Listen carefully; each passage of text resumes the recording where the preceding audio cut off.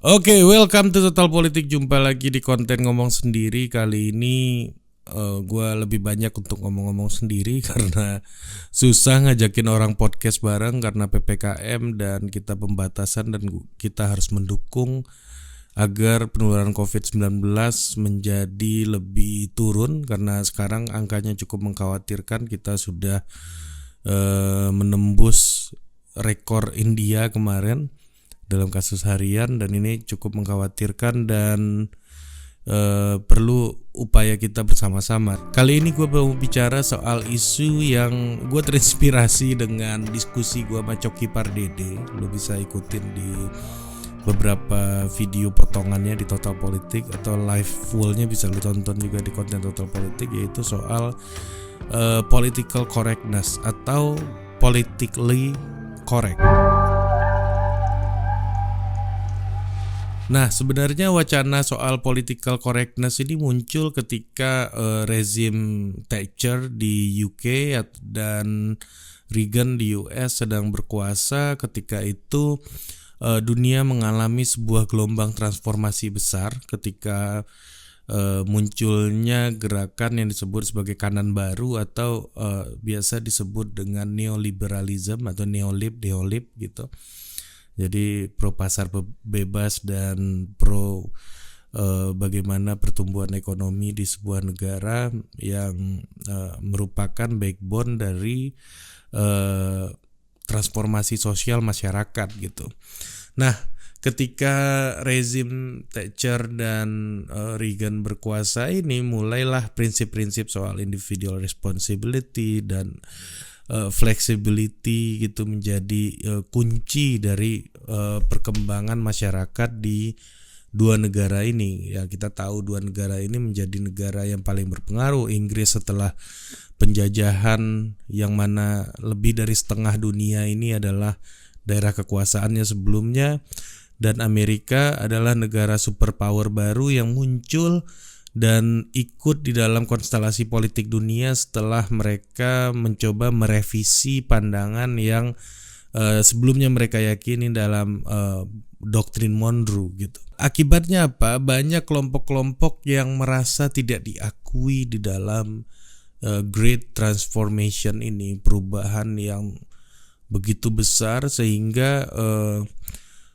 partikularitas atau kelompok-kelompok yang kecil, kelompok-kelompok yang memiliki identitas sosial tertentu merasa tidak terakomodir dalam perubahan-perubahan ini gitu. Jadi disinilah konteksnya bagaimana political correctness itu muncul. Jadi political correctness ini merupakan sebuah diskursive movement. Mereka adalah sebuah gerakan narasi, gerakan bahasa. Mereka melakukan kritik bahasa terhadap berbagai macam praktik sosial, karena memang bahasa merupakan sebuah praktek sosial, salah satu praktek sosial di masyarakat. Jadi bagaimana kita melihat struktur sosial dan sistem sosial di sebuah masyarakat itu dapat terlihat dari fenomena bahasanya.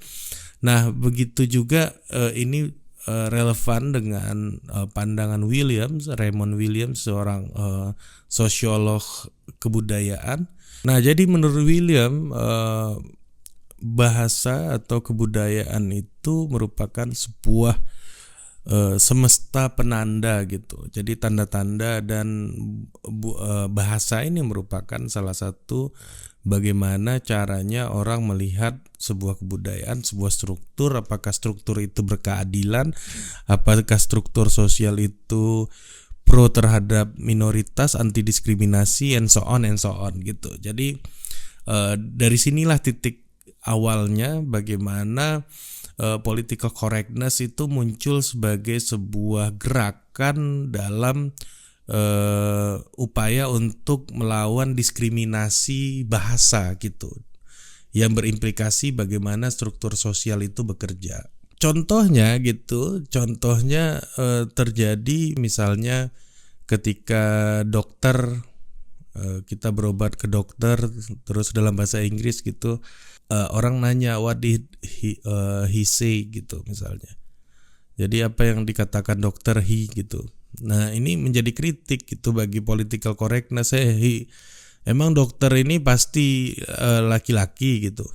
Walaupun benar dokter yang meriksa kita laki-laki gitu ya, tapi kritik itu dianggap sebagai penggunaan kata yang bias gender dan tidak netral gitu. Harusnya menggunakan kata dokter aja, nggak usah pakai kata he gitu, atau di dalam yang melekatkan dengan profesi dokter gitu. Jadi seolah-olah yang bisa jadi dokter cuma laki-laki gitu. Jadi mereka melakukan kritik seperti itu. Misalnya juga yang suka jadi masalah, gimana cowok lu gitu.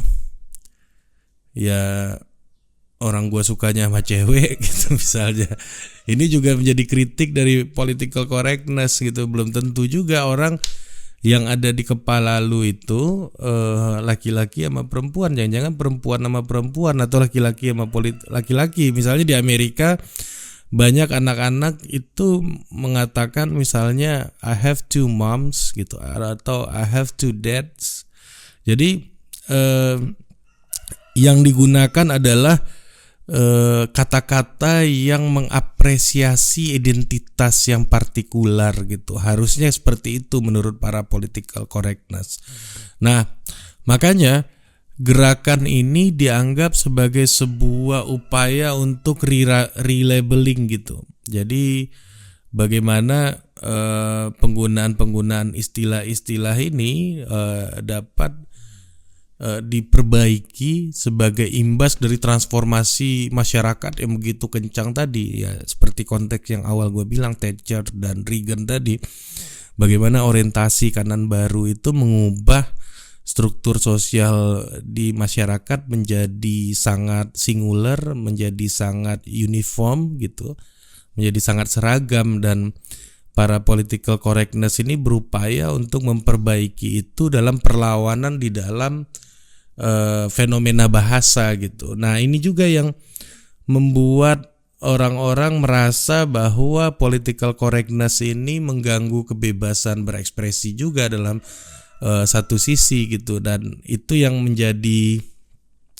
jengah orang-orang kayak Coki Pardede, kawan gua, yang hidupnya itu melalui language game gitu, sehingga dia merasa political correctness ini menjadi hambatan dalam melakukan eksperimentasi dan melakukan berbagai macam upaya dan berbagai macam permainan di dalam penggunaan bahasa gitu. Misalnya juga sempat diributkan atau sempat menjadi tren gitu, orang nyebut coffee without milk. Harusnya lu bilang coffee without milk, bukan black coffee gitu. Untuk supaya tidak melakukan upaya diskriminasi kepada pihak warga kulit hitam gitu atau rasial tertentu ya. Padahal kan kalau menurut orang kayak Coki ya udahlah, dari dulu nyebutnya juga udah kopi hitam gitu. Kenapa harus bilang kopi tanpa susu? Nah, ini fenomena-fenomena bahasa ini yang selalu dikritik. Makanya political correctness ini to some extent dibilang language police gitu. Jadi mereka yang melakukan sempritan atau interupsi kepada orang-orang yang dianggap menggunakan bahasa yang diskriminatif, ya dianggap menggunakan bahasa yang tidak menghargai particular identity gitu, atau identitas-identitas yang spesifik gitu. Coba lu bayangin kalau lu punya kafe, ya, lu tulis di menunya black coffee, tiba-tiba ada satu orang Piser ini atau political correctness, pendukung political correctness ini mengkritisi ini loh, menu loh, dan itu harus diganti, kalau enggak dia nggak mau belanja. Bayangkan kalau semua orang menjadi political correctness, bingung loh menggunakan bahasa, udah pusing pasti gitu. Jadi itu yang membuat orang-orang kritis gitu ya, memunculkan